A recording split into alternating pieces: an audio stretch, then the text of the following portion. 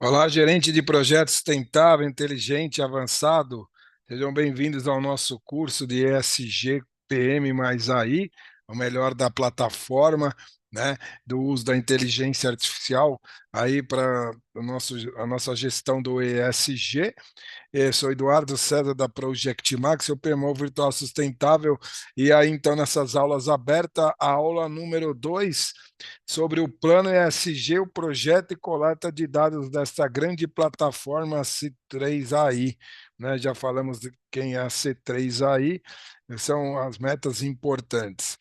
Então a C3 aí trabalha muito com processo, né? Uma empresa que já nasceu dessa forma, sempre trabalhou no ramo industrial, ela parte então, isso é importante, né, de todo um processo, de etapas, né, do ESG. Então, a primeira etapa, etapa de identificação, eles levam isso em muito importante, conhecer o cliente, conhecer todas as informações para elaborar uma proposta específica para a empresa.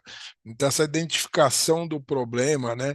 O que, que o cliente realmente quer, as suas dores, é um aspecto bem de marketing mesmo, né? Eles são, como todo bom americano, bastante especializados em marketing. Eles partem de uma identificação correta para gerar uma proposta e um trabalho correto, né? E aí depois então partem para uma conexão com o cliente propriamente dito, então conhecer o time de projeto, fazer a apresentação, determinar onde é o escritório PMO ESG da corporação, a interface com os dados da plataforma, tanto do cliente quanto da própria equipe da C3. Então, eles fazem essa conexão numa grande abertura de reunião do Kick-Off Meeting. Depois partem de um processo de harmonização, de padronização, o que cada um vai querer, o tipo de informação, né, os especialistas ambientais de uma forma, os sociais de outra, a equipe de governança de outra, o gestor de projetos, os gestores de outra forma, e aí então, para a criação só na etapa 4, os dashboards integrados para a tomada de decisão, ou seja, a customização, a personalização, né, os verdadeiros tailoring somente na etapa 4. Então vejam, né, que eles não são, apesar de uma solução generalista, eles atuam especificamente para cada cliente, assim que tem que ser. São megas projetos industriais, são únicos, né? A solução pode ser igual, mas a tratativa, então, se é uma indústria de óleo e gás, ela tem a sua especificidade, mineração outra, indústria cimentícia, siderúrgica, construção civil, etc., farmacêutica, telecom, transportes, empresa de serviço. Então, cada um tem a sua peculiaridade, então isso é importante no mapeamento. E depois de tudo isso feito, vai fazer o treinamento em IA da equipe do cliente, né? Então, é muito importante para cada setor específico, então o RH do cliente, o GIG, como é que vai atuar, o setor de aquisições, suprimentos, setor de engenharia, de operação e assim por diante. E para que não tenham silos, isso é importantíssimo no ESG, existe a colaboração interdepartamental, né? Para o quê? Para unir e que a empresa tenha um objetivo único, Kaplan e Norton, isso é importante, porque senão cada silo, cada departamento faz as suas metas e esquece da integração e da empresa e do projeto, do seu mega projeto como um todo. Então, isso é muito importante. E aí, então, ter essas habilidades do uso do AI especializado da C3. É, e aí, né, toda essa parte, veja a complexidade, né, o entendimento, então, de tudo que as mídias sociais estão falando da sua empresa e do projeto, o Twitter, o X, LinkedIn, Instagram e todas as mídias, né, as entradas de dados se falam bem do projeto. Isso é conhecer o stakeholder, é conhecer o canal de comunicação, a forma com que as comunicações vão ser feitas, né? Tem empresas mais fechadas, empresas mais abertas, uma Petrobras, por exemplo, órgão estatal um pouco mais fechado, toda essa parte, outras empresas mais abertas, né? Empresa de, por exemplo, de prestação de serviço de telecom, etc., são empresas mais abertas, elas precisam entender o cliente, e os clientes são pulverizados, diversificados, espalhados em toda a malha urbana e assim por diante. Então, são muito diferentes, a tratativa que terá cada mídia social. E aí, entendendo, né, quem são os stakeholders da empresa, então, justamente os investidores, os clientes, as comunidades, ONGs, as próprias equipes dentro da organização, etc., é que a gente vai ter todo esse pano de fundo para poder fazer, então, uma customização, uma personalização para o seu projeto, para a sua empresa, né? Então, a parte de planejamento, de entendimento é muito importante para partir de uma maneira certa entender também o seu negócio, né? E aí, não menos importante, os riscos do negócio. E quando a gente fala hoje em dia em risco de negócio, não podemos deixar de fora essa vertente dos riscos climáticos, né? Que é o nosso mote do momento. Exemplo que aconteceu recentemente no Rio Grande do Sul, aí a imagem, né? Então, tudo isso, esse furacão Milton, que é aí na costa dos Estados Unidos, são eventos climáticos extremos cada dia mais presentes em nossas organizações. E isso precisa ser entendido, né? Você que é do agrobusiness, por exemplo, são afetados diretamente por esses fenômenos, ou de seca, ou de chuva extrema, ventos e assim por diante. Imagine, né, que a gente fala da verdadeira dupla materialidade, isso é muito forte. E aí, então, a empresa precisa entender isso.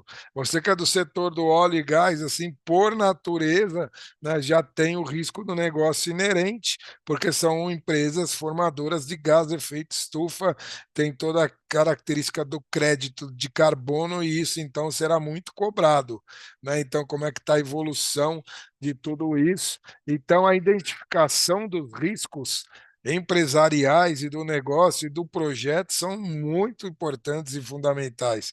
Então, entendemos as condições de contorno, que são, então, os stakeholders, e agora vamos entender também as condições físicas, a fisicalidade, né, de todo o nosso projeto e toda a nossa empresa relacionado ao negócio. E aí, identificando, vamos quantificar, vamos elencar os riscos, vamos mitigar os riscos e monitorar os riscos. Tudo isso é feito, então, veja, na etapa de identificação de um projeto, de um mega projeto de uma empresa utilizando a plataforma C3 aí. Né? Veja, a metodologia deles é o verdadeiro que a gente conhece da gestão de projeto Front-End Loading, o FEL, do IPA, né? Que é o Independent Project Analysis. Então, vejam, então, por isso que preconizamos aqui, né, na Project Marketing, o ESG mais o PM mais o IA. O ESG é o conhecimento da sustentabilidade. O PM é justamente essas etapas, as melhores práticas. E as melhores práticas, então, do PMP, do PMI, do PMIA, né, da Europa, temos também tantos outros, e do IPA para megaprojetos. Megaprojeto é IPA na veia, né? O Front-End Loading, o FEL 1, projeto conceitual, o FEL 2, o básico, 3, o executivo, o 4, a implantação, a operação e o 5, a manutenção. Então, tudo isso tem que estar, né, de um mega projeto precisa estar muito bem desenhado, isso a C3 aí faz muito bem.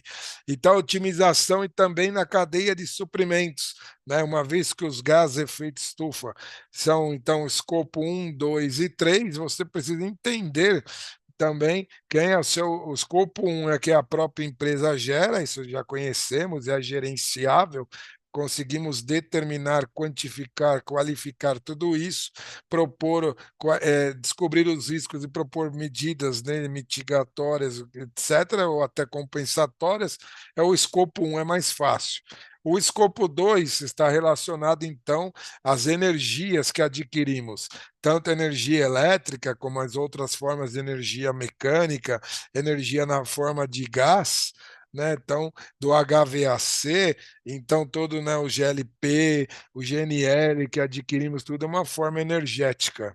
Então, é importante, não só a energia em si, energia elétrica, como conhecemos, a energia, então, desta forma de gás também, o gás acumula energia, então, a forma energética, tem outras formas diversas. Então, isso é o escopo número 2. E o escopo 3, que é sempre o mais difícil, é o entendimento da otimização de toda a cadeia de suprimentos. Então, nessa etapa de toda a cadeia de suprimentos, tanto upstream, que falamos que são os fornecedores nossos, fornecedores de materiais, matérias-primas, produtos semi-acabados, embalagens, tudo que entra na empresa, né, por de fora para dentro, e o escopo 3 downstream, é tudo que sai da empresa de dentro do portão afora. Então, é o seu produto acabado, a sua embalagem que vai junto, o seu caminhão de transporte, os CDs que ficam da distribuição posteriormente, se é uma franchising, toda a carreira, as unidades do franchising, equipe do marketing de divulgação, o uso do cliente na ponta e tudo mais, o seu store, as lojas, etc., e toda a logística reversa, né, de trazer de volta, né, o seu produto depois utilizado ou descarte de embalagens, refis e assim por diante. Então, veja que esse escopo 3 ele é super complexo e quanto maior o projeto, um mega projeto, maior a sua complexidade. Então, dado toda essa complexidade, isso aqui é um mote, é um capítulo que o C3 aí faz muito bem. Então, ele parte da etapa do mapeamento, todos os recursos que vamos precisar no nosso mega projeto, na nossa empresa. Depois, há uma parte de avaliação de fornecedores, né, sem dúvida nenhuma, elencar e escolher, né, no seu vendor list já pode ter né, os seus fornecedores já elencados, são fornecedores que já aplicam as práticas ESG. Então, você já parte correto, certo? Faz uma pontuação, né? Aí é toda uma gestão de aquisições, uma matriz, né? Que você vai ter os critérios de avaliação de proposta e não somente custo, prazo de fornecimento, tudo, mas o que que a empresa preconiza no E, no S e no G, né? Se ela já tem, então, essas políticas implantadas, elas ganham um score maior.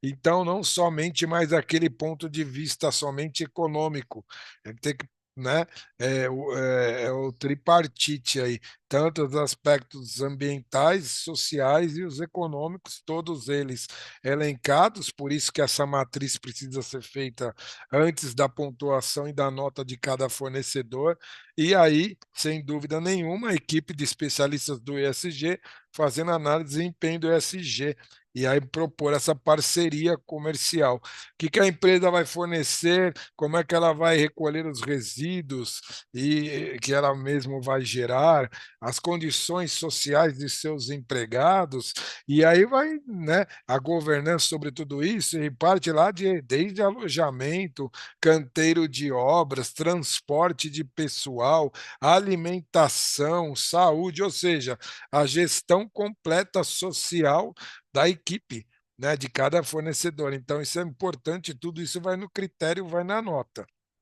E o que a empresa vai fazer para reduzir as emissões, né, o tipo de combustível que ela vai usar na sua frota, o tipo da energia, se vai ter energia fotovoltaica, por exemplo, no canteiro de obra para gerar parte da energia, assim por diante, o tipo de combustível, fontes renováveis, não renováveis, os descartes, etc. E tudo isso, a rastreabilidade, imagina em todo o processo, principalmente se for uma logística, por exemplo, internacional, você imaginou? Né? Ou então a importação de equipamentos, né? Temos participado aqui de um projeto recente aqui na Klabin, então foram equipamentos importados do mundo inteiro, Japão, Estados Unidos, Europa, Índia, etc., China. Então os produtos vieram de todas as partes e também os nacionais e da América Latina e assim por diante. Então tem que rastrear e a escolha dos fornecedores, então, é estratégica.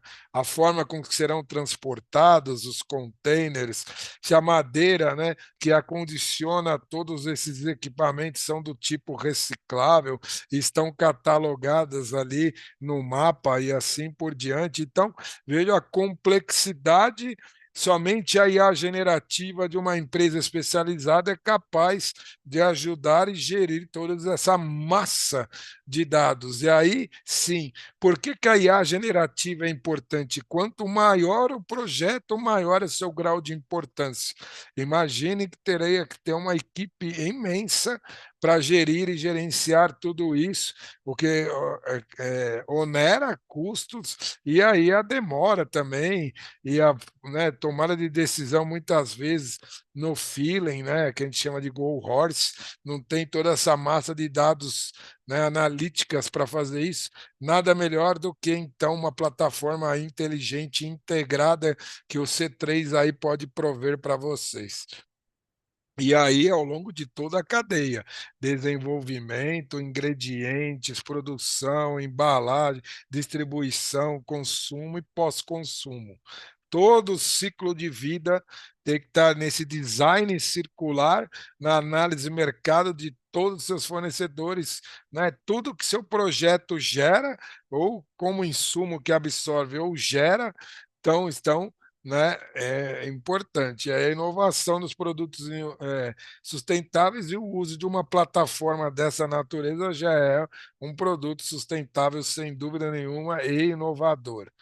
Então, ideias inovadoras, práticas diárias, metas individuais, e metas individuais do E, metas individuais do S, metas individuais do G, mas numa plataforma integrada aquilo que a gente falou para evitar silos, né? As melhores metas, os melhores OKRs e KPIs de uma organização, ele é heterogêneo, misturado, precisa ter as metas individuais, mas as metas coletivas também, para que tenha tudo isso uníssono, como fala Kaplan Nota, um alinhamento estratégico, né? Senão o E vai olhar só para o E, o S, obviamente, para o S, e o G para o G, e cadê a integração de tudo isso?